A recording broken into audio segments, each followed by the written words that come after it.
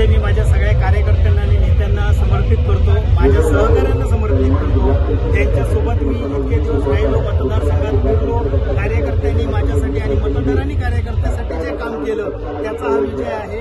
हा नक्कीच भारतीय जनता पार्टीचा विजय आहे. पहिल्यापासून तुम्ही भारतीय जनता पार्टीत होतात, आता भारतीय जनता पार्टीत आपल्याला न्याय मिळाला.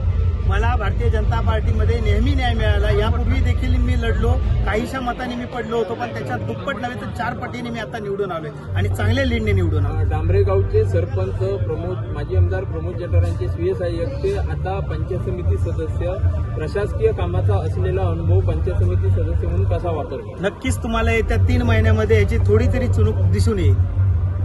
सध्या मतदारांना काय मतदार जे दिलेले आहेत त्यांचे आभार कसे मानतात? मी सर्व मतदारांचे म्हणजे साष्टांग दंडवत घालून आभार मानतो की ज्यांनी एवढे 1158 मतांनी मला निवडून दिलं. म्हणजे समोरच्याला फक्त 800-850 मतं मिळाली, मला 1158चं लीड आहे, म्हणजे 2000च्या पुढे मी गेलोय. त्यामुळे सगळ्या मतदारांचे हृदयपूर्वक मी आभार व्यक्त करतो. धाकधूक वाटत होती?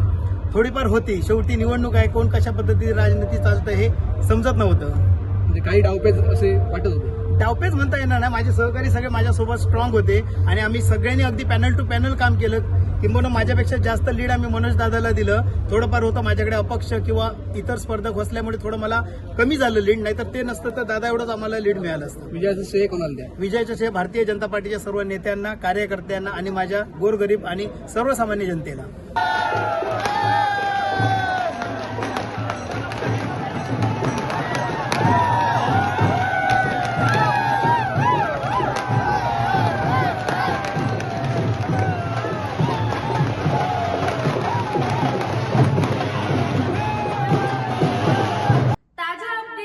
ताज्या बातम्यांसाठी कोकण एक्सप्रेस डिजिटल न्यूज चॅनलला सबस्क्राईब करा, लाईक करा, कमेंट करा आणि शेअर करा आणि महत्त्वाचं म्हणजे बेल आयकॉनवर क्लिक करायला विसरू नका.